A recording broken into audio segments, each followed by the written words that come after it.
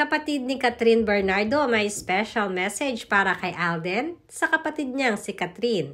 Spotted today sa bahay nila.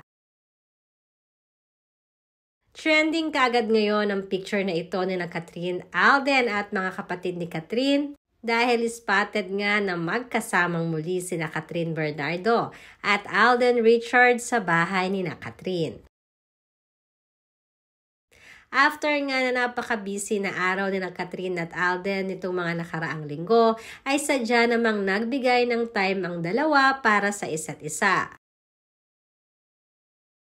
At today nga ay totoong bumisita na naman ang pambansang base sa bahay ni Catherine para na din sa despedida ng kapatid ni Catherine na si Kevin. Totoong-totoo nga mga kakat din ang balita na talaga namang madalas dumalaw sa bahay ni Catherine itong si Alden Richards. Kaya naman maging ang mga kapatid ni Catherine ay nakapalagayan na ng loob ni Alden.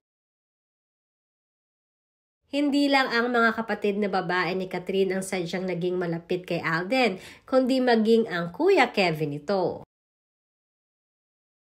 Ayon nga sa aming napag-alaman, kahit noon pa ay inamin ni Kevin na talagang magaan ang loob niya para kay Alden. At ngayong napapabalitang nanliligaw ito sa kapatid niya, ay wala di umano siyang tutol dito dahil botong-boto siya kay Alden para kay Catherine. Pagtatapos pa ni Kevin, Catherine is matured enough to handle things. Madami na din siyang napagdaanan, kaya naman siya lang ang makakapagdesisyon kung ano ang talagang makakapagpasaya ngayon sa kanya.